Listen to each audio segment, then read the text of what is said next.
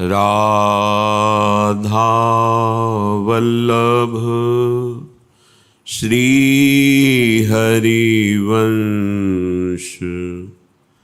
राधा वल्लभ श्री हरिवंश।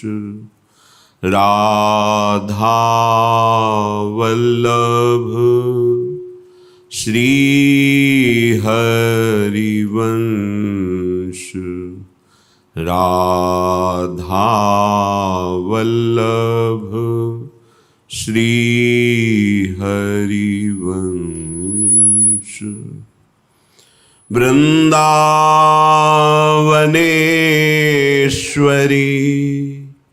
तवैव पदारविन्दम् प्रेमामृतैकमकरन्द रसौघपूर्णम्।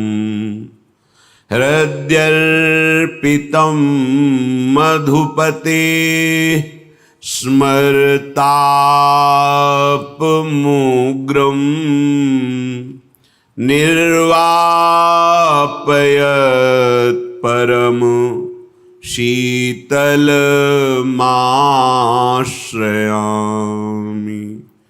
निर्वापयत् परम शीतलमाश्रयामि। राधा राधा राधा राधा।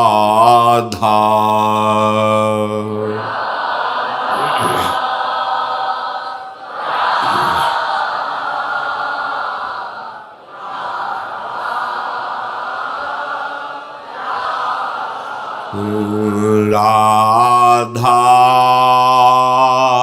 राधा राधा राधा।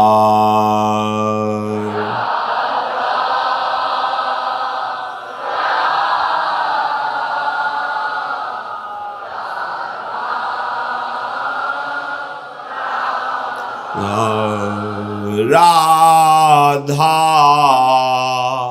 राधा राधा राधा।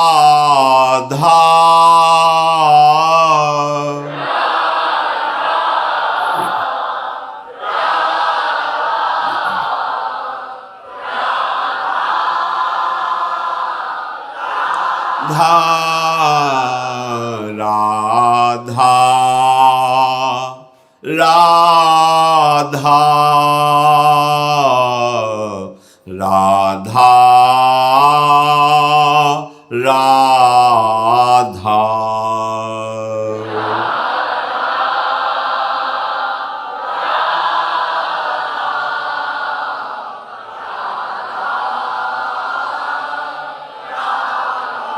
राधा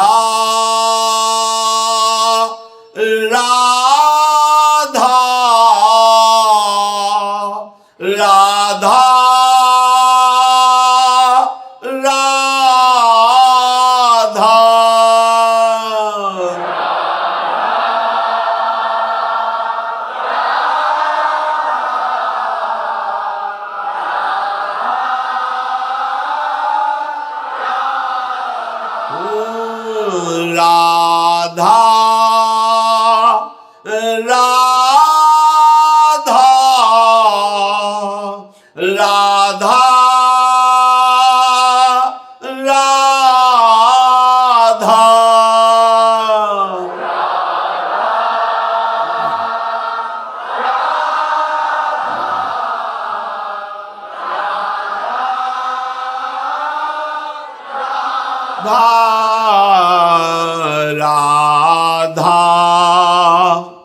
राधा राधा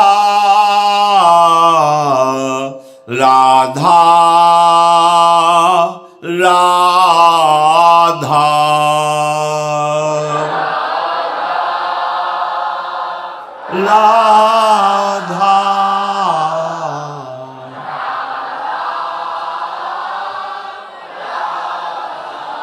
श्री राधा वल्लभ लाल की जय।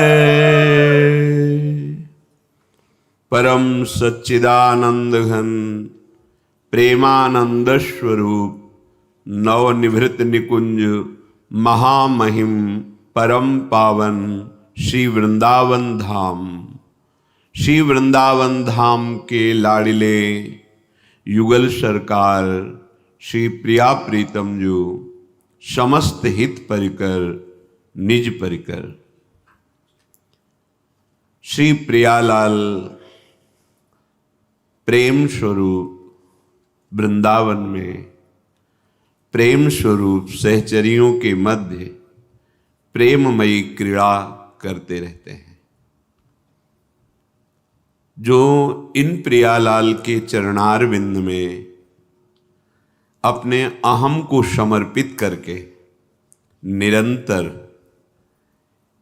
चित्त के द्वारा चिंतन करना, मन के द्वारा इन्हीं की सेवा का संकल्प करना, बुद्धि के द्वारा यही हमारे सर्वस्व हैं ऐसा निश्चय करना और अहं पूर्ण दासत्व को प्राप्त हो जाना, कर्तृत्व भोक्तत्व भाव विहीन प्रिया प्रीतम के चरणों का अपनापन, ये देहाभिमान रहित स्थिति होती है।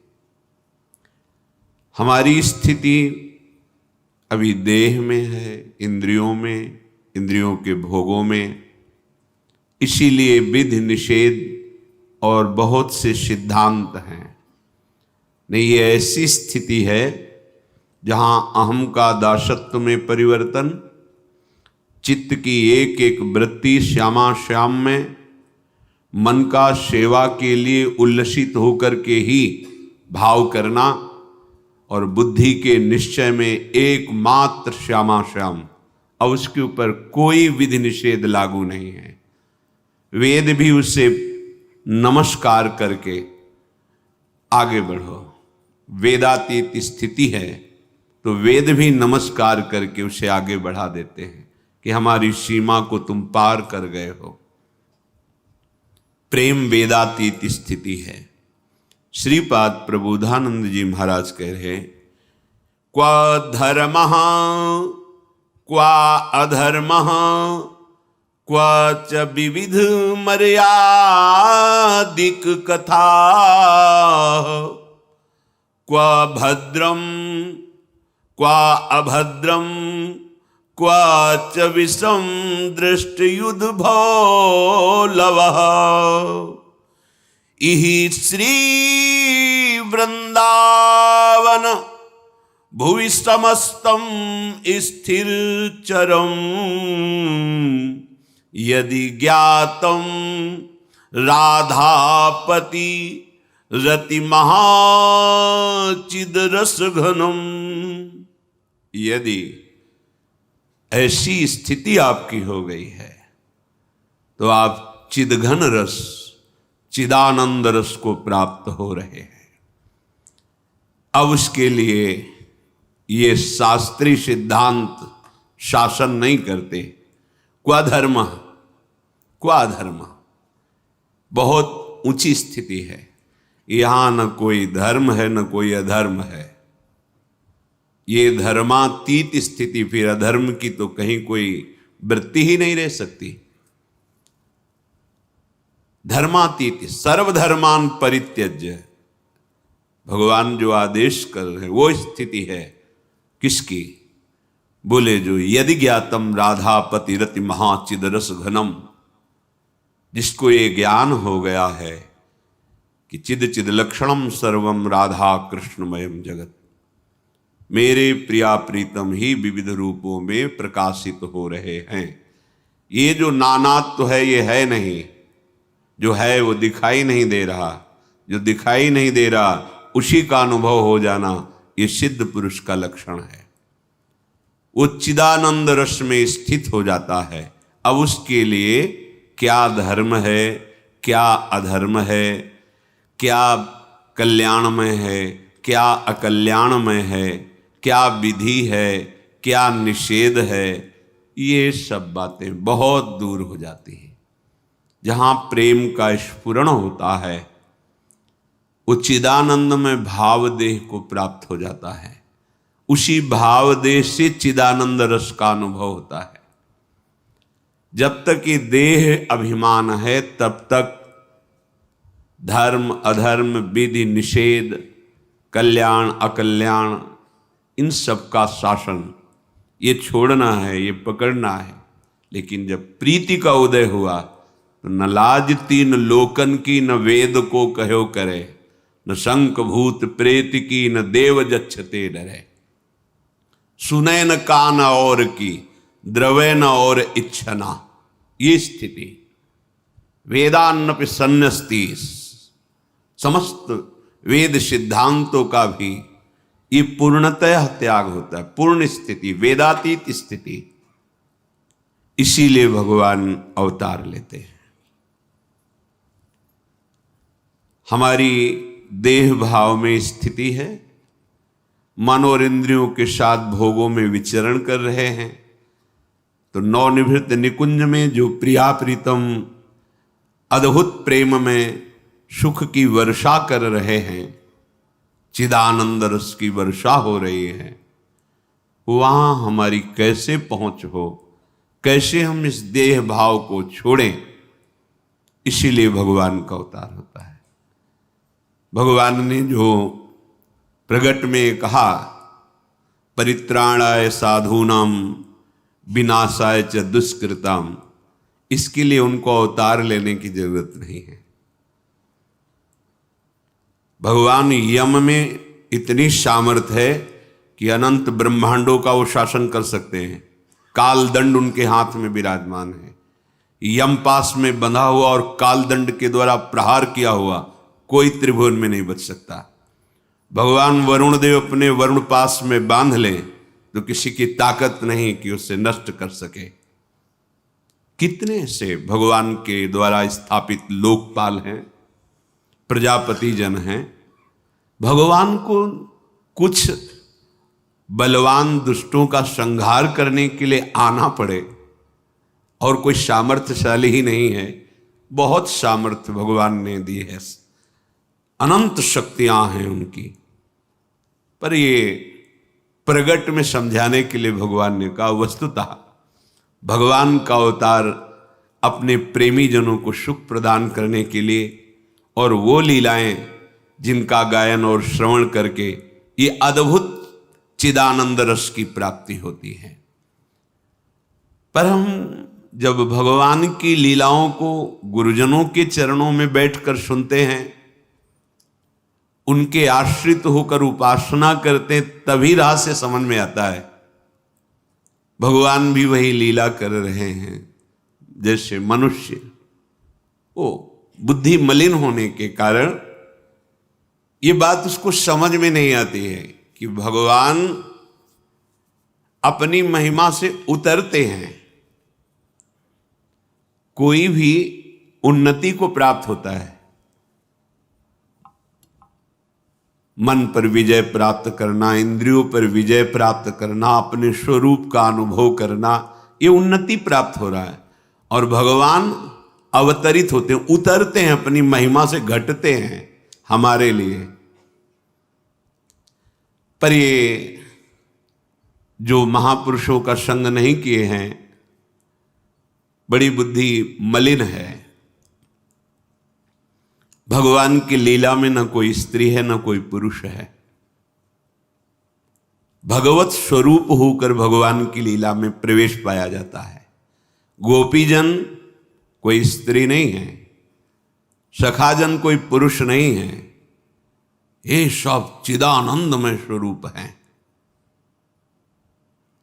जो नहीं जानते हैं वो उपहास करने लगते हैं। भगवान ने शास्त्रों गोपियों के साथ रास किया तो ऐसा ऐसा, भगवान ने माखन चोरी की, भगवान ने चीर हरण किया, भगवान ने ऐसा। भगवान के ही वचन है श्रीमद् भगवद गीता जी में, अवजानन्ति मां मूढ़ा मानुषीं तनुमाश्रितं परम भावमजानन्तो मम भूत महेश्वरम। मैं महान ईश्वरों का भी ईश्वर हूं, ये कृपा करके बता रहे हैं। समस्त भूतों का, समस्त ईश्वरों का भी ईश्वर हूं।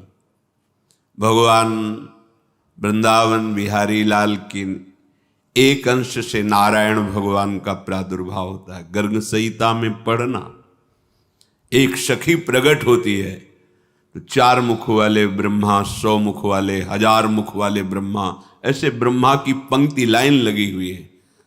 4 भुजा वाले नारायण, सहस्त्र भुजा वाले नारायण। वो सखी पूछती, तुम किस ब्रह्मांड के ब्रह्मा हो, क्या सूचना दूं श्री भगवान को? कौन से ब्रह्मा हो तुम, कौन से नारायण हो? अब आपको लगता है एक ही नारायण, एक ही ब्रह्मा है। अनंत ब्रह्मांड, अनंत ब्रह्मांडों के अधीश्वर किससे प्रकट है? प्रभु बिहारी बिहारी जो। ये श्रीमद् भागवत में व्यास भगवान कह रहे हैं कि सब भगवान के अंश से पर भगवान श्री कृष्ण पूर्ण परमात्मा, पूर्ण भगवान निकुंज से पधारे हैं ब्रज में लालजू, नारायण के अंश से पधारे कंस की जेल में। इन्हीं से सब प्रकट हुए हैं। भगवान नारायण की नाभि कमल से भगवान ब्रह्मा का प्रादुर्भाव, भगवान ब्रह्मा की भ्रकुटी से रुद्र का प्रादुर्भाव। तो सृजन, पालन और लय, ये तीनों लीलाओं के लिए सतोगुण, रजोगुण, तमोगुण। तमोगुण भगवान रुद्र, रजोगुण भगवान ब्रह्मा, सतोगुण भगवान विष्णु, भगवान नारायण। ये स्वीकार करके सृष्टि की जो लीला है उसको पूर्ण करते रहते हैं।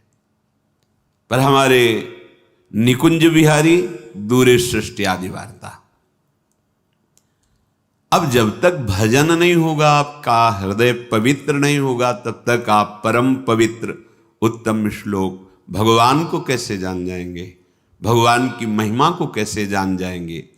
तो ये जो मूर्ख लोग हैं, भगवान कह रहे हैं अवजानन्ति माम मूढ़ा मानुषीम तनुमाश्रितम परम भाव मजानंतो मम भूत महेश्वरम। ईश्वरों के ईश्वर भगवान हैं। ध्येयम सदा परिभवग्नम अभीष्ट दोहम तीर्थास्पदम शिव विरंच नुतम शरण्यम भृत्यार्तिहम प्रणतपाल भवाब्धिपूतम वंदे महापुरुष ते चरणारविंदम।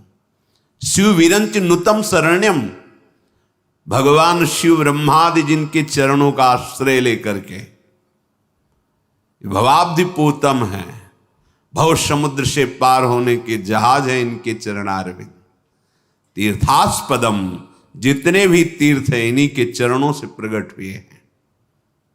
बड़े बड़े महापुरुष जिनके चरणों का ध्यान करते रहते हैं ये प्रभु।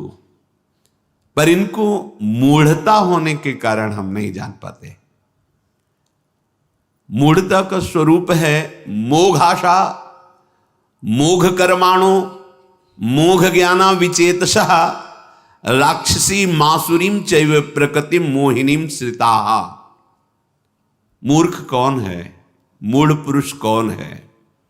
भगवान कह रहे हैं इनकी व्यर्थ आशाएं होती रहती। मोघ आशा, मोघ आशा, कैसे धन प्राप्त करूं, कैसे भोग प्राप्त करूं, कैसे, बस मोघ आशा।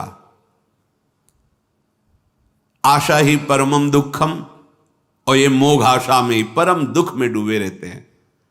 पर उनको मलिन हृदय होने के कारण ऐसा अनुभव नहीं होता कि मैं दुख के मार्ग में बढ़ा जा रहा हूं, फंसता जा रहा हूं, दुख पर दुख बढ़ता जा रहा है।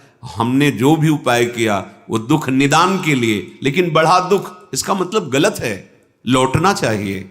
हम जिस मार्ग में चल रहे वो गलत मार्ग है। मोघ आशा, मोघ कर्मणा। ये मोघ कर्मणा, ये जितने भी कर्म करते सब व्यर्थ के, न शास्त्र प्रमाणित, न किसी को सुख प्रदान करने वाले, न इनको सुख प्रदान करने वाले। भय, चिंता, शोक, विषाद, जलन, दुर्गति, ये व्यर्थ के कर्म करते रहते हैं। जो मूढ़ पुरुष होते हैं, जिनको भगवान कहते हैं अवजानन्ति माम मूढ़ा मानुषीम तनुमाश्रितम, तो मूढ़ पुरुष कौन है? जो मोघ आशा, व्यर्थ की आशाएं करता रहता है। देखो, आशा से ही आशा को काटना है। अगर आशास्य दास्यम वृषभानुजायास, तो ये मोघ आशा नष्ट हो जाएगी। प्रभु के दासत्व की आशा हृदय में प्रकट हो जाए, प्रेम सहित हुलसात सेवा श्यामा श्याम की जय मन ई भांति, दिन दिन प्रति अनुराग शो, खत्म हो जाएगी। ये व्यर्थ कर्म नहीं है, ये व्यर्थ आशा नहीं है, ये सच्चिदानंद प्रभु के मिलन की आशा समस्त दुराशाओं को भस्म कर देगी। प्रभु के चरणारविंद की सेवा के निमित्त किया हुआ कर्म वो आपको भगवत प्राप्ति करा देगा। वो मोघ कर्माणु नहीं है, व्यर्थ कर्म नहीं है, वो सत्य है। मोघ ज्ञाना, ये जो राक्षसी प्रवृत्ति के होते हैं, जिनमें कुमति की प्रधानता होती है, ये आसुरी मोहिनी प्रकृति का आश्रय लेते हैं। इनमें विवेक नहीं होता, ये अविवेकी होते हैं। ये ज्ञान की बातें तो करते हैं, पर वो सारा ज्ञान व्यर्थ होता है। जिसका प्रयोग नहीं किया गया, अपने आचरण में नहीं उतारा गया, जिस जानकारी को, शास्त्र ज्ञान को अपने आचरणों में नहीं उतार पाए, अपने अनुभव में नहीं ले पाए, वो ज्ञान किस काम का? सूरवीरता की डींग हाँकता रहे और शत्रु को पराजित करने की जगह वो पीठ दिखा के भाग जाए, तो किस बात का वो शूरवीर? ये ज्ञान की बातें करते रहते हैं, पर वो व्यर्थ होती, बेकार होती है।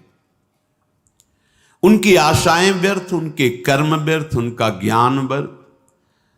वो कोई भी सतमार्ग का आचरण नहीं करते हैं, क्योंकि उनमें मूढ़ता छाई रहती है। ऐसे जो मूढ़ पुरुष हैं, वो ये नहीं जानते कि जिनकी सत्ता स्फूर्ति पा करके, जिनकी एक शक्ति जिसका नाम माया है, वो अनंत ब्रह्मांडों का सृजन निमेष में कर देती। ये पलक झपकने को निमेष कहते हैं। ऐसे भगवान के ऐसे में प्रभु का इशारा पाकर उनकी माया शक्ति अनंत ब्रह्मांडों की रचना कर देती है। चर अचर स्थावर जंगम समस्त प्राणियों को एक निमेष में प्रकट कर देती है। उस महान सामर्थ्यशाली प्रकृति का संचालक, प्रवर्तक, शासक, संरक्षक केवल श्री भगवान हैं। ये अज्ञानी जन नहीं जानता, तुम्हें दिखाई नहीं दे रहा, ये उसी की सब सत्ता है, उसी की महिमा है। तेरे से सूर्य प्रकाशित होते हैं, तेरे से वायु चलती है, तेरे से पृथ्वी टिकी हुई है। कहाँ है तू? अनंत आकाश फैला हो, तुम्हें पता नहीं चल रहा कोई है महान ईश्वर। अगर तेरी इच्छा से होता तो तुम मरना नहीं चाहता, मरना पड़ेगा तेरे को। बुढ़ापा नहीं चाहता, आता है बुढ़ापा। दुख नहीं चाहता, बर्वत भोगना पड़ता है। कोई ईश्वर है, कोई महान, जो सबका न्याय कर रहा है, जो सब पर शासन कर रहा है, जो सबका प्रवर्तक है, जो सबका संरक्षक है, जो सबका अधीश्वर है, जिसके एक इशारे मात्र से इस महान ब्रह्मांडों की रचना है। देखो, 7 नीचे 7 ऊपर, ऐसे अनंत ब्रह्मांड। ब्रह्मांड निकाया निर्मित माया, रोम रोम प्रतिवेदक है। महान ईश्वरों का ईश्वर, बम भूत महेश्वरम। हे हृदय नाच पड़ना चाहिए, मैं ऐसे स्वामी का सेवक हूं। सोचो, मैं ऐसे स्वामी का सेवक हूं जिनकी निमेष मात्र में अनंत ब्रह्मांडों का सृजन, चर अचर संपूर्ण प्राणियों की रचना एक निमिष में कर देती है। उस महामाया का संचालन करने वाले अधीश्वर भगवान है। उन्हीं की सत्ता से सत्ता है। प्राणी उनको भूल करके जो जो कर्म करता है वो विविध लोकों में भटकता रहता है। उन लोकों में भी उन पर शासन और विधान उन्हीं का चलता है, प्रभु का। जितने देवता हैं इनको एक सीमित शक्ति दी गई है, उसके अनुसार वो आप पर शासन करेंगे। क्रम है। जैसे यहां देखो ना, एक कोतवाल में जो सामर्थ्य दी गई, उसके ऊपर उसके अधिकारी में, उसके ऊपर उसके क्रम से देखो अधिकार बढ़ता चला जाता है। फिर कहते हैं ये राष्ट्रपति हैं। तो अनंत ब्रह्मांडों का जहां से बल शासन प्रकट होता है वो भगवान श्री कृष्ण है। सब क्रम से पहुंचोगे तो इन्हीं के चरणारविंद मिलेंगे। जो सबका ईश्वर है, सबका स्वामी है, सबका मालिक है, वो है भगवान श्री कृष्ण। पर ये मूढ़ पुरुष नहीं जानते। ये मूढ़ पुरुष कैसी कैसी बातें, इनकी सुनने लायक बातें नहीं। ये बातुल भूत विवश मतवारे, ते नहीं बोले हैं बचन विचारे।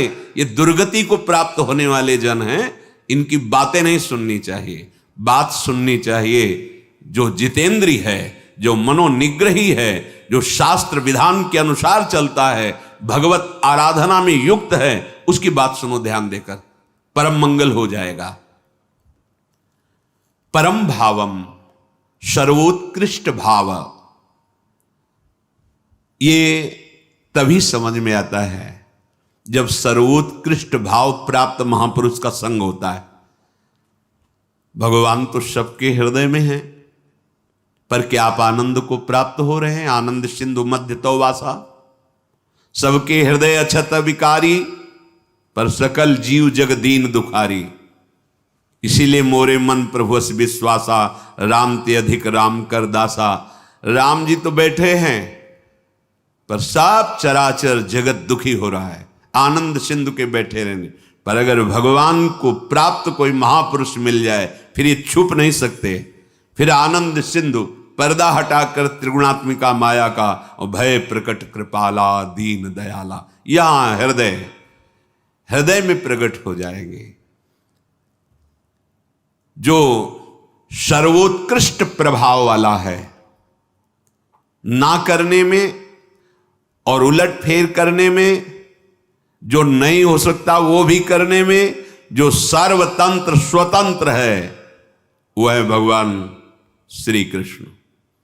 कर्म, क्लेश, विपाक, विकार जिनका कोई स्पर्श नहीं कर सकता, वह है भगवान श्री कृष्ण। जो क्षर से, अतीत और अक्षर से उत्तम है, वो पुरुषोत्तम। वेद और शास्त्रों में जिन्हें पुरुषोत्तम नाम से कहा गया है, वो प्रभु। ये मूढ़ लोग ऐसे प्रभु का परिचय नहीं प्राप्त कर पाते, और वो समझते हैं जैसे अन्य मनुष्य,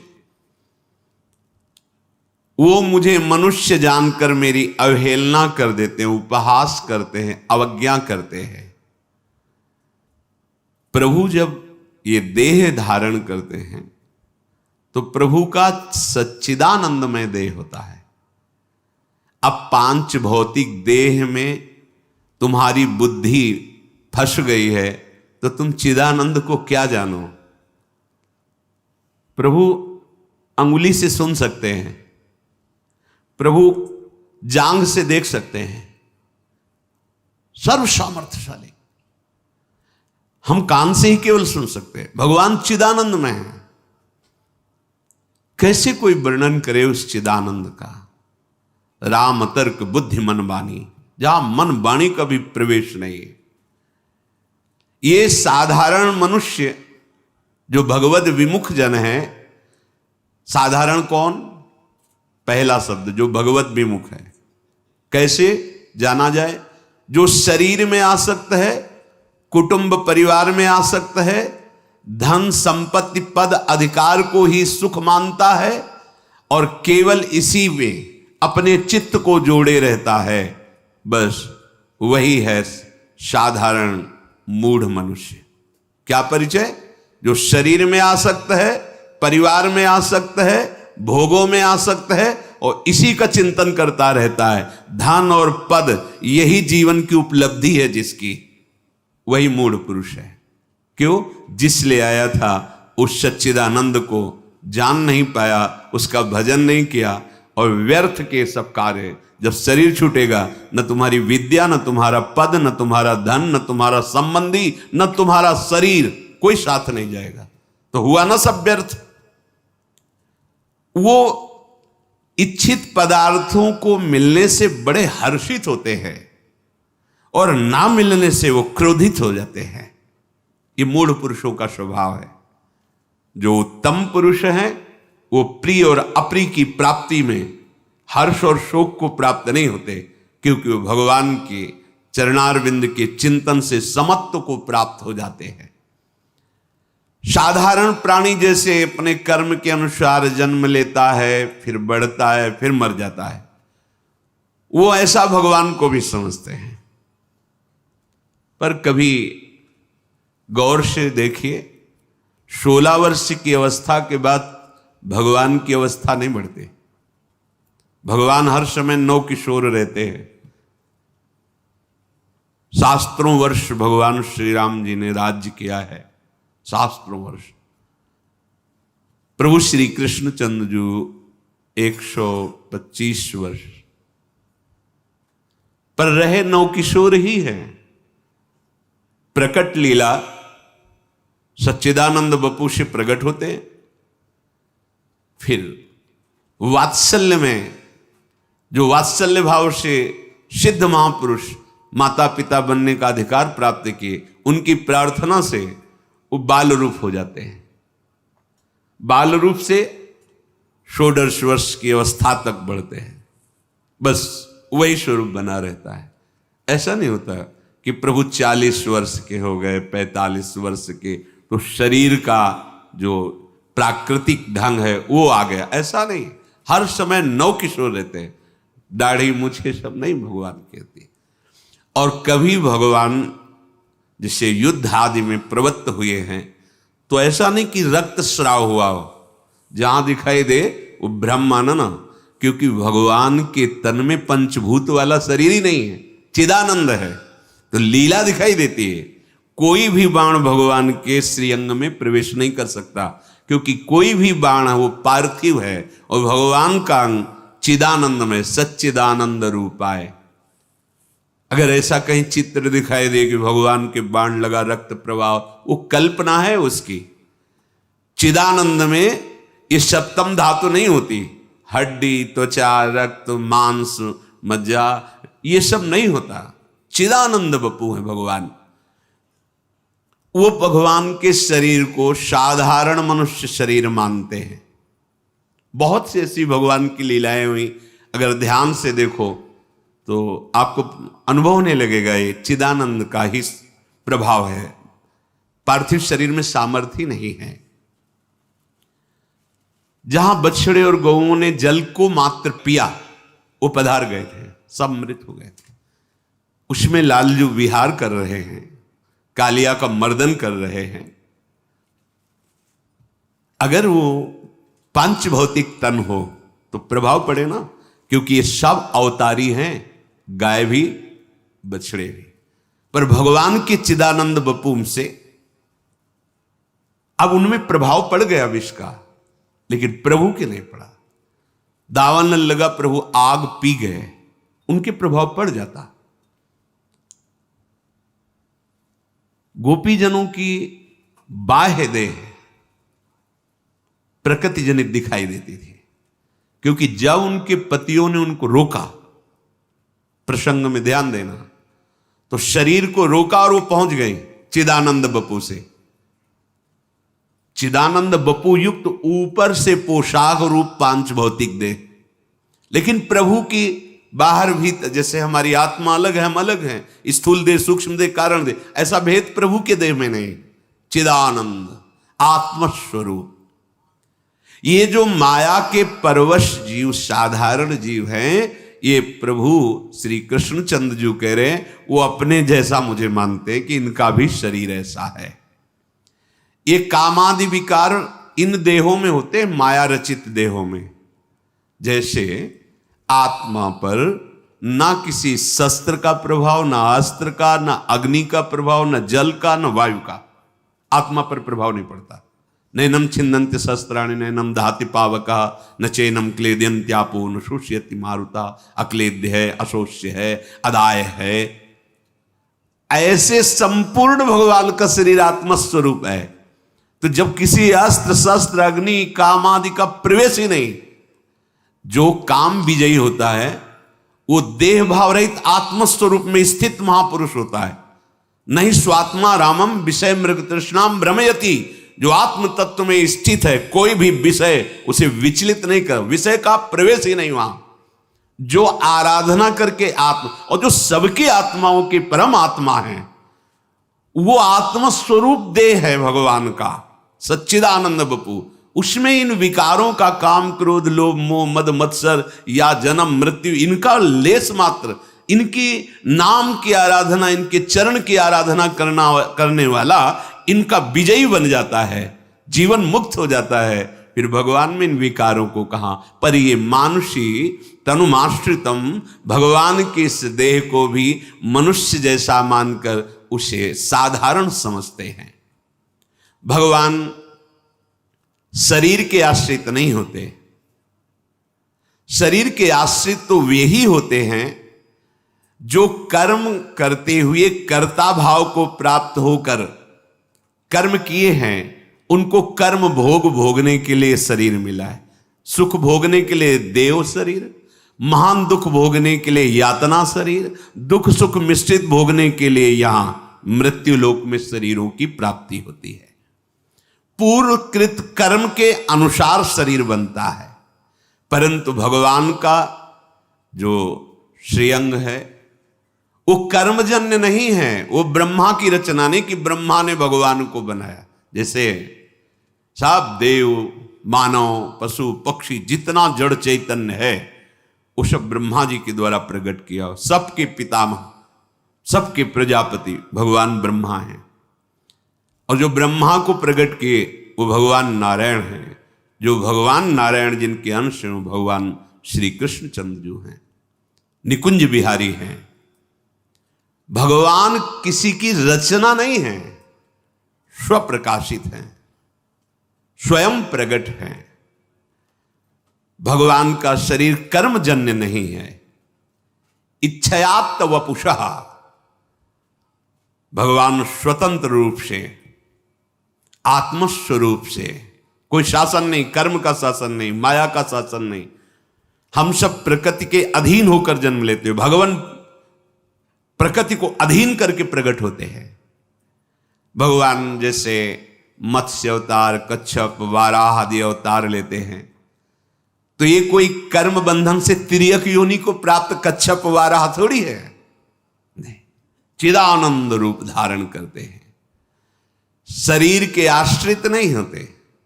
जैसे हम और हमारा शरीर अलग है, मैं तत्व जो है आत्मस्वरूप, शरीर पांच भौतिक है। ऐसा नहीं कि हम शरीर के आश्रित है, जो जो कर्म करेंगे उनका फल भोगना है। भगवान कैसा नहीं, भगवान का चिदानंद बपू है और उनकी जितनी चेष्टा होती सब चिदानंदमयी होती है।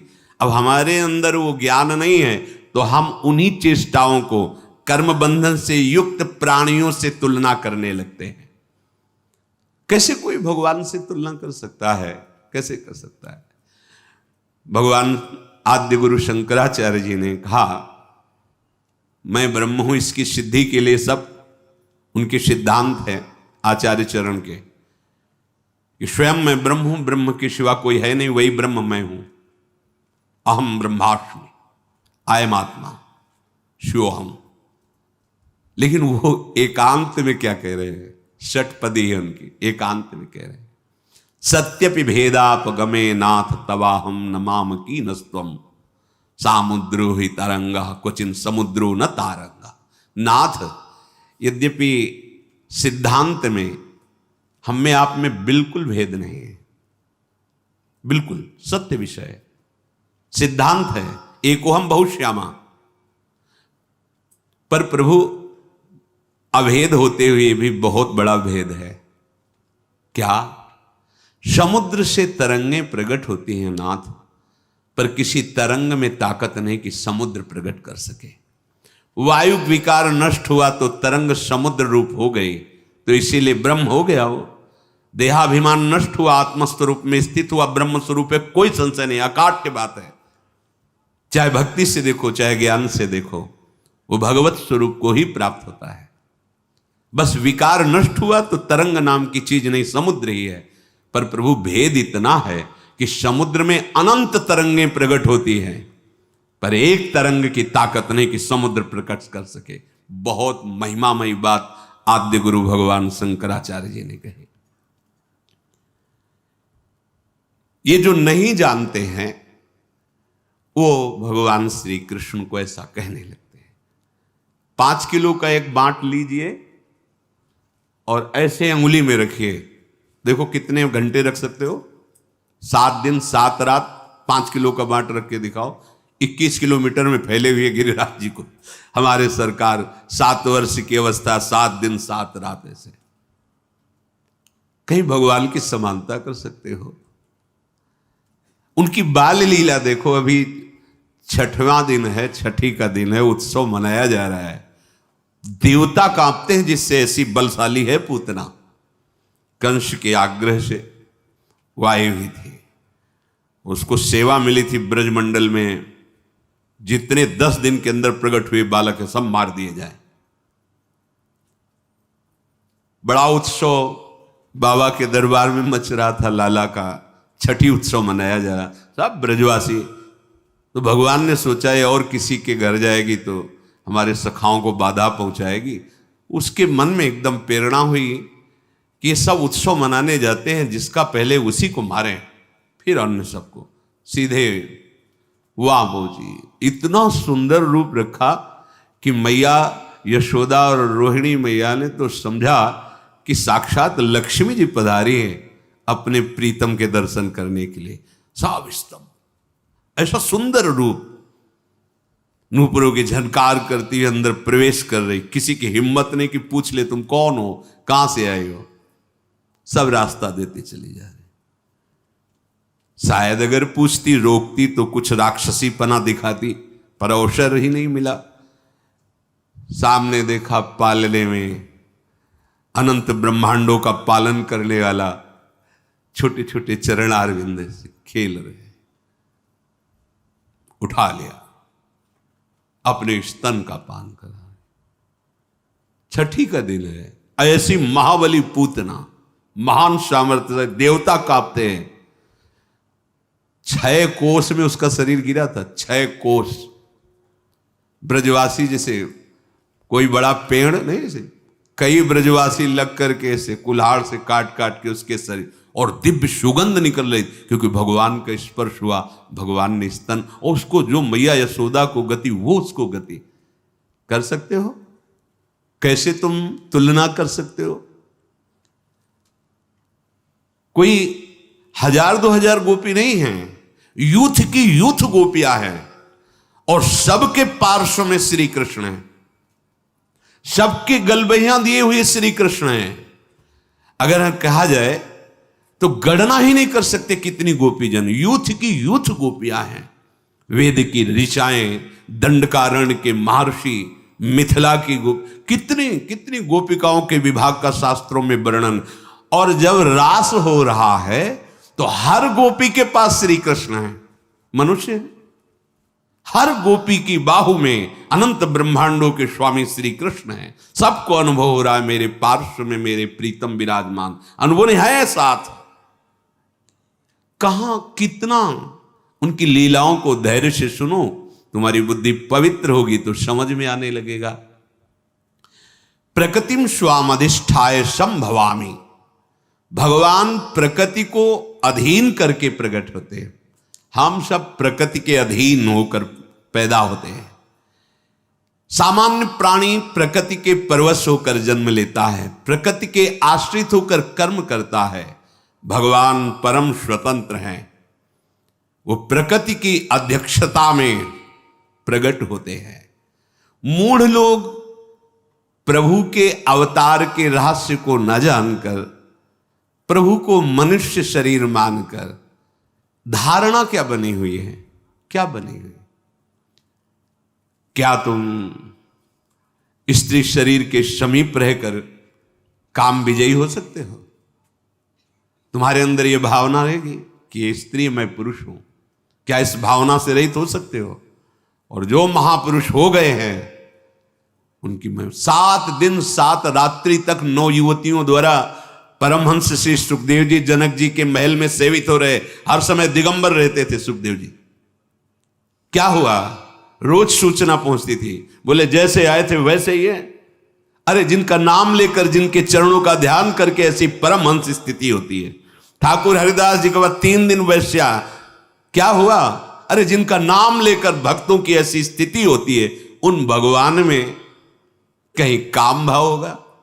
उन भगवान में कहीं किसी शरीरों के श्रृंगार या स्पर्श से सुख होगा? सुख सिंधु को किसी सुख की जरूरत है? अच्छा, उनके सिवा और है कौन? गोपी नाम च तत्पति नाम सर्वेशामेव च, जो गोपियों को पतियों के, जो चराचर जगत की आत्मा है वही बने हुए, वो अपने आप में खेल रहे हैं। पर वो अपने आप से अपने आप में खेलना वो बिना भजन के नहीं जान सकते, वो कोई काम चेष्टा नहीं है। पर ये मूढ़ मानुषी तनुमाश्रितम वो समझते हैं कि भगवान मेरे जैसा ही शरीर धारण करके मैं जिस काम आदि के अधीन होकर चेष्टा करता हूं, ऐसे भगवान की अधीन। वो भगवान तो माखन चोरी किए। अरे वहां बर्तन नहीं रखते थे नंद बाबा के घर में कि भाई भगोने में मक्खन रखा है या बाल्टी में दूध रखा है। 10 लाख गौएं तो कहां कुंड बने हुए थे। कुंड, ये दूध का कुंड, ये दही का कुंड, ये माखन का कुंड, घी का कुंड, बाबा के यहां कुंड थे। लाला अगर दिन भर स्नान करता रहे तो भी लाला माखन नहीं पा रहा जाके। उन महर्षियों ने जो तप किया और गोपी स्वरूप से आए, उनका भाव पाने के लिए, उनको सुख देने के लिए जैसी गोपी भावना करती है, लालजू महाराज उस चेष्टा को अपना भजन मानते हैं, अपनी सुख का अनुभव करते और उसी चेष्टा से जाकर उसको सुख प्रदान। काश ऐसा होता, लाला ऐसे करता, ऐसा करता, वैसे ठाकुर ये यथा माम प्रपद्यन्ते तास तथैव भजाम्य हम।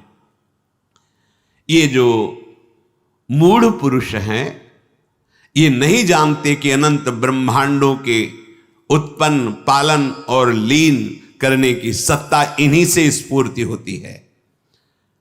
वो अवहेलना करते हैं प्रभु की। नहीं सुनना चाहिए ऐसे लोगों की बातें, नहीं मानना चाहिए। अगर ऐसे लोगों के पास बैठोगे, ऐसी बातें सुनोगे तो भगवत विमुख हो जाओगे।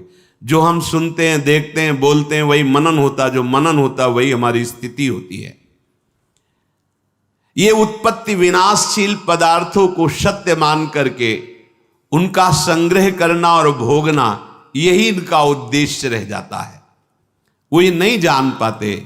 जन्म कर्म च मे दिव्य मेवं यो वेत्ति तत्वतः त्यक्त्वा देहं पुनर्जन्म नैति मामेति सोऽर्जुन। भगवान कह रहे हैं, बड़ी कृपा करके भगवान अवतार लेते हैं। ये दुष्टों को मारना भगवान के लिए कोई बात नहीं। एक संकल्प करते हैं तो सृजन पालन लीला उसी संकल्प से चलती रहती है। अनंत ब्रह्मांडों का सृजन निमेष में उनके लिए, बोले कंस को मारने के लिए भगवान का अवतार हुआ, रावण को मारने के लिए भगवान, जिनकी एक इच्छा मात्र, एको हम बहुश्यामा। कैसे कैसे ये केवल अनुग्रहाय भूतानां मानुषम देहिमास्थिता भजते तादृशी क्रीडा या श्रुत्वा तत्परो भवेत। भगवान कृपा करके अवतार लिए हैं। जो उनके प्रेमी जन हैं उनको सुख प्रदान करने के लिए, जो भूले हुए जन हैं उनको ऐसी लीला जिसका गायन करके, श्रवण करके परम पवित्र हृदय होकर उनकी प्राप्ति कर ले। भगवान की लीला गायन श्रवण से जैसी पवित्रता प्राप्त होती, ऐसे और किसी साधन से नहीं। कि रत्नावती जी ने केवल भगवान की महिमा सुनी, लीला सुनी, महान भागवत भक्त भूप कहकर उनको नाभाजी ने संबोधन किया। मथुरा की ब्राह्मण पत्नियां केवल भगवत चर्चा सुनी, उसके प्रभाव से भगवत साक्षात्कार हुआ। भगवान कृपा करके अवतरित होते हैं, ऐसी लीलाएं करते हैं जिनको हम गा करके, सुन करके, चिंतन करके भगवान की प्राप्ति करते हैं। इसलिए भगवान कह रहे हैं जन्म कर्म च मे दिव्य। भगवान के जन्म कर्म दिव्य हैं, हमारे पार्थिव हैं। भगवान जन्म मृत्यु से सर्वथा अतीत है। वैसे जो भगवान के स्वरूप का वर्णन है, भगवान ही कह रहे हैं अजोपि सन्न्यव्ययात्मा भूतानामीश्वरोऽपि सन् प्रकृतिं स्वामधिष्ठाय संभवाम्यात्म मायया। मैं अजन्मा हूं, मां के गर्भ में नहीं जाते भगवान। जैसे देवकी मैया या कौशल्या मैया अनुभव होता है, ना होने पर कितना नानात्व का अनुभव हो रहा है। अरे एक स्वप्न में देख लो, न कोई वस्तु होती है, न व्यक्ति होता है, न कोई प्रिय होता है, न कोई अप्रिय होता है, लेकिन सब कुछ होता है। इस जगत में एक प्रभु के सिवा कुछ नहीं है। देखिए देख लो, सब दिखाई दे रहा है, क्या है? ये माया है। उसी भगवान की माया से ऐसा अनुभव होता है मेरे गर्भ है, पर भगवान गर्भ से नहीं प्रकट होते। भगवान बाहर प्रकट जहां भी अवतार हुआ देख लीजिए आप। कंस कारागार में भगवान पहले अपने स्वरूप में प्रकट होते हैं, चतुर्भुज परमेश्वरशाली महामहिम, स्तवन करते हैं वसुदेव जी देवकी जी। फिर कहते प्रभु आप इस स्वरूप में नहीं, आपने कहा था कि मैं आपको आपके वात्सल्य भाव का सुख देने वाला रूप धारण करूंगा, पर प्रभु जब आप वो रूप धारण करेंगे मुझे भय लग रहा है कि कहीं कंस कोई अमंगल न कर दे। भगवान देखते देखते बालक बन गए। ऐसे ही चक्रवर्ती सम्राट महाराज दशरथ जी के महल में भी कौशल्या जी के सामने भगवान पहले अपने स्वरूप में प्रकट हुए, फिर माता पुनि बोली सोमति डोली तजहु ताते रूपा कीजय शिशु लीला अति प्रीशीला सुसुख परम मनूपा। तो सुनि बचन सुजाना रोदन ठाना होई बालक। ऐसा नहीं हुआ कि भगवान जैसे अपने गर्भ में रहते हैं 9 महीने फिर प्रकट होते, ऐसा नहीं। भगवान प्रकट होते हैं। माता ने स्तवन किया कि आप शिशु लीला का वरदान दिए थे कि आप हमारे, ये सौभाग्य कि आप हमारे पुत्र हो, तो आप उसी रूप में आओ। सुनि बचन सुजाना रोदन टाना वही बालक स्वरूपा। उसी समय भगवान बाल स्वरूप हो जाते हैं। यद्यपि भगवान करे अजोपि सन्न्य व्यय आत्मा, मैं अजन्मा हूं, अजह अजन्मा हूं, अव्यय आत्मा, मैं अविनाशी हूं, फिर भी अपने भक्तों के लिए, संपूर्ण प्राणियों के परम कल्याण के लिए मैं अपनी प्रकृति को अधीन करके प्रकट होता हूं, देह धारण करता हूं। जब तक हम भजन नहीं करेंगे तब तक भगवान की लीला, भगवान की महिमा को हम नहीं जान पाएंगे, क्योंकि हमारी इच्छाएं तो अभी भोगों में है। जहां इच्छा है वही ममत्व है, आसक्ति वही चिंतन है। कैसे जान पाएंगे? जब तक उनका चिंतन नहीं है तो कैसे जान पाओगे? संसार का चिंतन करने वाला हृदय कभी भगवदानंद का अनुभव नहीं कर सकता, और जो भगवदानंद का अनुभव करने वाला, अनन्य चिंतन करने वाला, उसकी दृष्टि में संसार होता ही नहीं है। वहां केवल प्रभु होते, केवल प्रभु, वासुदेवा सर्वम, केवल भगवान। ये ऐसा जैसे आपको दिखाई दे रहा है तो लगता है भावना करनी होती है, ये प्रारंभिक है ही नहीं कोई, केवल प्रभु ही। देखो गोपी जन करे जित देखूं तित श्याममय, श्याम ही श्याम, जड़ चैतन्य कछु नहीं दिखत, जित दिखत तित श्याम खड़े। भगवान जब प्रकट होते हैं तो लीला ऐसे ही करते हैं कि कोई विवेकवान भक्तिवान ही भगवान को समझ पावे, नहीं तो जैसे सत्राजित पधारे ना, तो सत्यभामा के साथ भगवान भी रो रहे थे, बड़ी विपत्ति आई, हमारे ससुर पधार गए, वैसा ऐसा। लीला, ऐसी लीला करते हैं कि ये लगेगा कि भगवान है भला। तुम्हें तो बात जाने दो, गरुड़ जी को नागपाश में बंध गए, मुझे छुड़ाना पड़ रहा है। इसीलिए इनकी शरण में रहकर इनसे प्रार्थना करता रहे कि कभी हमारे नेत्रों में आपकी माया का पर्दा न पड़ने पावे नाथ। भगवान की लीलाएं अलौकिक हैं। भगवान का चिदानंद धाम है, जहां अनादिकाल से अनंत काल तक उनकी चिदानंदमयी लीला होती रहती है। उन्हीं भगवान को सर्वांतर्यामी रूप से निराकार भाव से उपासना की जाती है। जब अवतार लेते हैं तो सगुण साकार। इसीलिए हरिराम व्यास जी और बड़े बड़े महापुरुष कहते हैं निर्गुण सगुण ब्रह्म ते न्यारे, दोनों से बिलग, क्योंकि इन्हीं से है वो हमारे बिहारी बिहारिंजू, जो नित्य वृंदावन चिदानंद धाम है। ये अपने महल में विराजते हैं बिहारी बिहारिंजू, और इन्हीं के अंश से सब ये लीलाएं होती रहती है। अब यहां से जब अवतार लेते हैं ब्रजमंडल में, तो यहां दो अवतारों की लीला आती है। एक भगवान के ईश्वर अवतार जो कंस कारागार से नंदालय में पधारते हैं, और एक निकुंज से जो अद्भुत रास विलास लीला करते हैं। अगर ये रास विलास लीला भगवान नारायण की होती तो ध्रुवदास जी ने वर्णन किया है, शिव श्रीपति यद्यपि ललचाही मन प्रवेश तिन्हों को नाही, निगमागम की कौन चलावे महाविष्णु के मन नहीं आवे, या रस को तवही अधिकारी कृपा करें जब राधा प्यारी। अगर रसिकों की वाणी का आपको परिचय नहीं है तो आप केवल पुराणों से सिद्धांतों से नहीं समझ पाएंगे, क्योंकि उसके आगे जिसे वेद कहता नेति नेति, उसके आगे रसिक जनों ने जो स्वाद लिया है, जो देखा है, वो यहां वेद रसकन की वाणी, श्री वृंदावन धाम इष्ट श्यामा महारानी, तब ये आंतरिक रहस्य समझ में आता है। गीता में भी भगवान जी ने कहा कि अनन्य भक्ति के द्वारा ही मैं संपूर्णतया जानने में आता हूं। कोई तप यज्ञ आदि के द्वारा मेरे संपूर्ण रूप को नहीं जान सकता।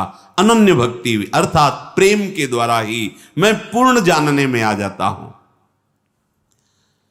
संपूर्ण प्राणियों के भगवान शासक हैं, ईश्वर हैं, पर वो अवतार लेते हैं, छोटे बनते हैं। जैसे अर्जुन जी के साथ हैं, पर वो जान पा रहे हैं कि ये महामहिम विराट यही हैं, नहीं जान पा रहे। भगवान वो दृष्टि प्रदान करते हैं अर्जुन जी को। ओ अर्जुन जी जो रूप देखते हैं अब भगवान का तो कांप जाते हैं। वही भगवान जिससे हास परिहास करते हैं, हे कृष्ण हे सखे ऐसे कहकर वार्ता करते हैं, वही भगवान जब अपने विराट रूप का वही हैं, विराट रूप लिए बैठे हैं, सारथी बने, पर क्या कभी देखे पाए? जब भगवान ने उनको दिखाया तो कांप गए।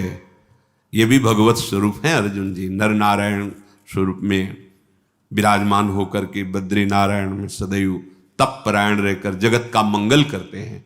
ये भगवान नारायण स्वरूप ही नर हैं ये अर्जुन जी। लेकिन भगवान के विराट रूप को देखा, आप पढ़ के देखो, कांप रहे हैं। तमादि देवा पुरुषा पुराणा तुमस्य विश्वस्य परम निधानम वेत्तास्य वेद्यम परमम च धाम त्वया ततम विश्वमनंत रूपम वायुर्मग्निर्वरुणा शशांका प्रजापतिस्त्वं प्रपिता महश्च। अर्जुन क्या देख पा रहे हैं भगवान के स्वरूप को। इससे भी लगे एक भूमा रूप का दर्शन कराया। कैसे कोई पार पा सकता? अगर ये जनावे तो जान ले, नहीं तो कोई पार ही नहीं पा सकता है। आप और आप स्वयं जाकर वहां प्रणाम करते हैं, भूमा पुरुष है, प्रणाम करो इनको, जो ब्राह्मण बालकों का अपहरण करके। ये भगवान अवतार के समय अपनी शक्ति को छोटे से छोटा करके, जितना जहां जैसी आवश्यकता है, वास्तव में यही भगवान की भगवत्ता है कि जो अनंत ब्रह्मांडों का शासक है वो अर्जुन के घोड़े हाँक रहा है। अर्जुन की आज्ञा, मेरा रथ है केशव ले चलो, दोनों सेनाओं के मध्य में खड़ा करो, भगवान को आज्ञा कर रहे। जैसा जैसा भाव भगवान पर किया जाता है वैसा ही अनुभव कराते हैं। सतोगुण, रजोगुण, तमोगुण, इन तीनों गुणों से अलग भगवान शुद्ध स्वरूप से प्रकट होते हैं। कोई रंग ही नहीं है जिससे, कल एक बच्ची पूछ रही थी, प्रिया जो कितनी गोरी हैं और श्याम सुंदर कितने काले हैं। गोरी प्रिया भी चकोरी की तरह जिन्हें देखती है, ऐसे श्याम सुंदर है। नंद के लाल हरियो मन मोर, कौन बोल रही? हमारी स्वामिनी जी, जिनके रूप का वर्णन करने के लिए उनकी सखियां कहती तेरो रूप कहत नहीं आवे। प्यारी जी कैसी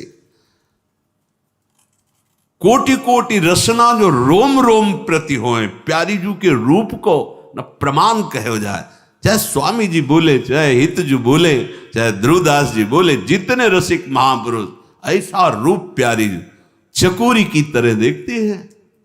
थे कहत चहत प्रीतम दिसी, बदन चंद्र मनो त्रसित चकोरी। आप देखो ऐसे हैं काले श्याम सुंदर कि गोरी प्रियाजू के नेत्र चकोरी की भांति उनके रूप लावण्य मिले। ऐसे मत समझना कि श्याम सुंदर काले जैसे है, ऐसे नहीं है। मुनि मन मोहन, विश्व मन मोहन, मदन मन मोहन और सुमन मन मोहन। नंदालय में जो खंभे हैं वो मणिजटित हैं, तो लालजू की जो प्रतिबिंब जब तो माखन खाएगा, ऐसे वो कितना सुंदर रूप। और मैया देखकर आनंद ले, सुमन मनमोहन, अपने रूप को देखकर लुभायमान हो जाते हैं और कहते हमसे दोस्ती करोगे? वो रूप दिखाई दे रहा है, बहुत सुंदर, माखन खाओगे? नहीं खाओगे? अच्छा, प्रभु अनंत ज्ञान के समुद्र, अनंत रूप के समुद्र। और प्रियालाल का जो रंग है वो प्रकृति में है ही नहीं है। प्रकृति में सतोगुण, रजोगुण, तमोगुण से ही सब कुछ प्रकट हुआ है। और प्रभु का त्रिगुणातीत रूप है, सच्चिदानंद रूप है। तो स्याही ही सच्चिदानंद नहीं तो कैसे बना है? पर जितने रूप है सब उनके हैं, क्योंकि कहो सो कहां जहां प्रभु नहीं, पर होते हुए भी अभी वो नहीं, और वही ना होते हुए भी सब जगह है। बड़ी सुंदर पहेली है, सुलझा लो तो महापुरुष हो जाओगे। सबसे परे सब में भरे वही है, पर इतने सुंदर हैं कि तुलना में कुछ है ही नहीं। अनंत ब्रह्मांडों में है ही नहीं कि कैसे श्याम रंग की तुलना। बस ऐसे समझो जैसे द्वितीया का चंद्रमा प्रकट हो तो शाखा, चंद्र शाखा में ऐसे, ओ देखो वृक्ष की डाल के एक हाथ ऊपर चंद्रमा दिखाई दे रहा है, ऐसे कि जैसे नवीन जलधर मेघ की कांति, जैसे केकी कंठाभ नीलम, पर नहीं है, उपमा नहीं। श्याम सुंदर की श्रीअंग कांति की तो बात जाने दो, उनका जो मोर पंख लगा हुआ है ना मुकुट में, मूर्छित हो जाओगे उसकी सुंदरता देख के। मोर है ही नहीं मोर पंख में ऐसा। दोनों अलग अलग करके दर्शन कराए जाते हैं जब उपासक आगे। चिदानंद में दिव्य कांति प्रकट हो रही मोर पंख में की, अरे उनके अंगों की तो बात जाने दो। भगवान शिव जब मुकुंद के चरणारविंद उनके ध्यान में आ जाते हैं ना तो उन्मत्त होकर तांडव करने लगते हैं। आनंद सिंधु के चरण ब्रह्मानंद में छके हुए मधुसूदन सरस्वती जी महाराज जब इनकी रूप कांति देखते हैं ना तो कहते कृष्णात् परम किमपि तत्व माम न जाने।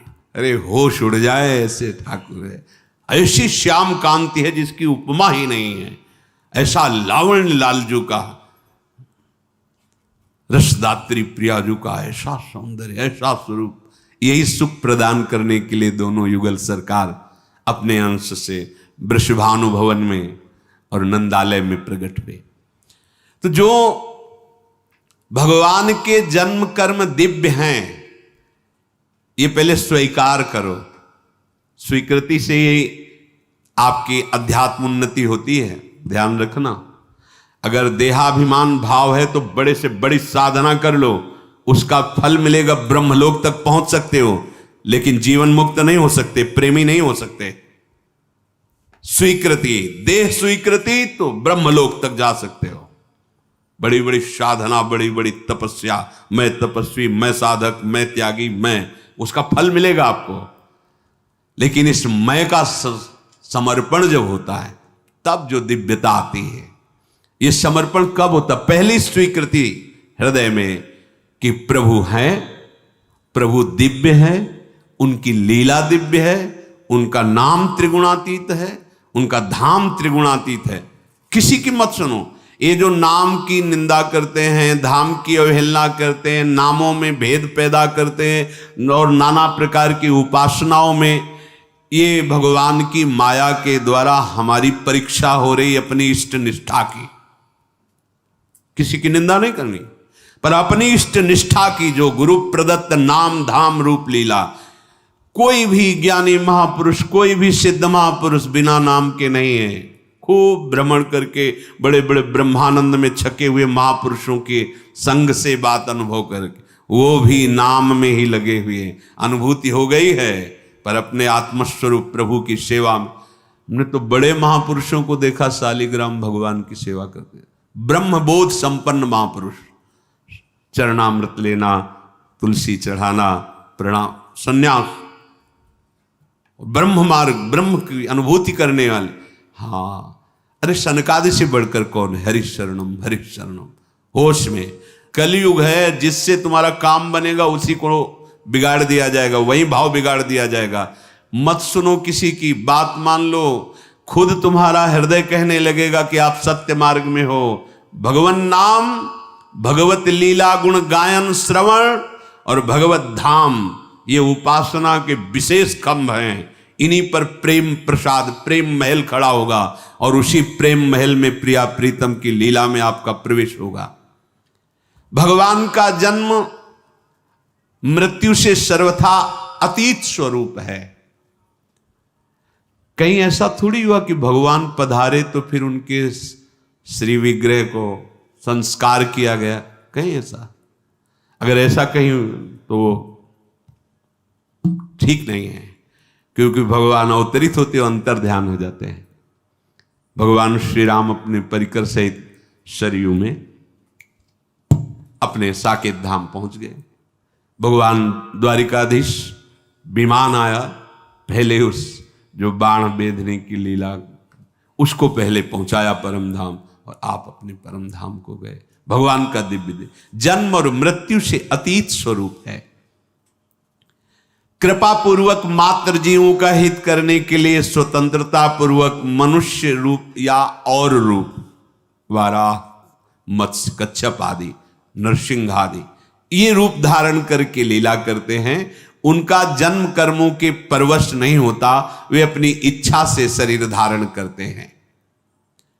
भगवान का साकार विग्रह, इसमें ना हड्डी होती है, ना मांस होता है, ना त्वचा होती है, ना रक्त होता है, न ये संतानोत्पत्ति आदि के रूप,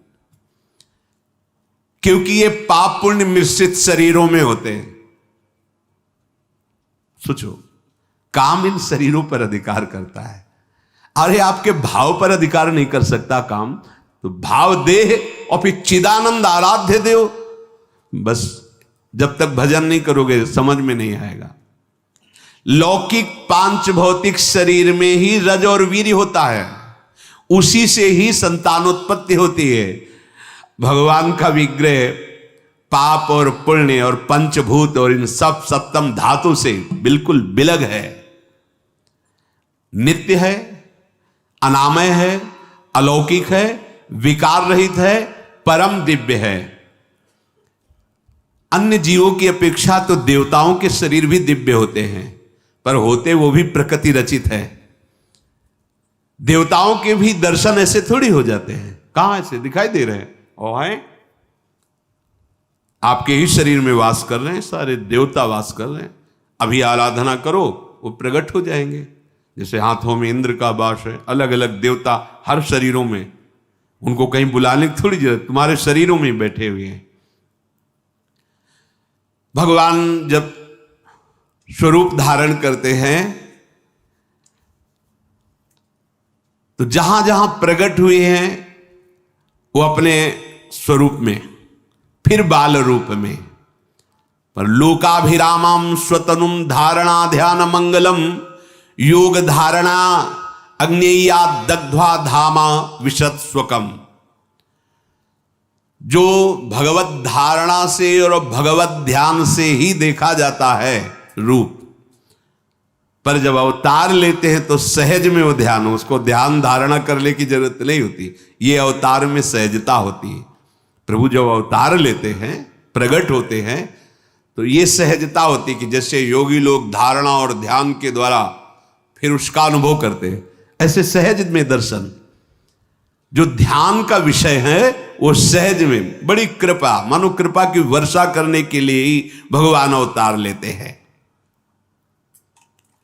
भगवान के विग्रह में महामुनियों ने देखा है, जैसे श्री वाल्मीकि जी आदि। ब्रह्मा जी भी स्तवन करते हैं ब्रह्म स्तुति में, बड़े बड़े। चिदानंदमय देह तुम्हारी विगत विकार जान अधिकारी, नरतनु धरेहु संत सुर काजा, कहु करहु जस प्राकृत राजा। एक बार सनकादि ऋषि जब भगवान के परम धाम वैकुंठ में जा रहे थे तो द्वारपालों ने उन्हें रोक दिया, तो सनकादि ने उन्हें शाप दे दिया। अपने अनुचरों के द्वारा सनकादि को रोका जाना सुनकर और शाप की बात सुनकर भगवान स्वयं पधारे। आगे सनकादि को नहीं जाने को मिला, अंतःपुर में नहीं पहुंचे, भगवान स्वयं पधारे। उस समय जब भगवान के दर्शन कर रहे हैं सनकादि, तो शब्द स्पर्श रूप रस गंध को जीते हुए महापुरुष सनकादि, अर्थात कोई भी शब्द, कोई भी रूप, कोई भी रस, कोई भी गंध, ये सनकादि को प्रिय नहीं लग सकते। ये विजय प्राप्त किए हुए महापुरुष हैं, परास्त नहीं कर सकती। प्रियता या अप्रियता का कहीं प्रश्न ही नहीं इनके हृदय में। पर जे ही देखा भगवान के रूप को, जे ही भगवान के श्री अंग में जो माला है, तुलसी है, उसकी गंध घ्राणेन्द्रिय में गई। भगवान के जे ही शब्द सुने, भगवान की स्पर्श की वायु जे ही स्पर्श की, तो शब्द स्पर्श रूप रस गंध पर विजय प्राप्त किए हुए महापुरुष ये विकल हो गए, इनकी चित्त की दशा बदल गई। तो क्या है ये? भगवान का सौंदर्य, भगवान का रूप कोई ये पांच भौतिक या जागतिक नहीं है।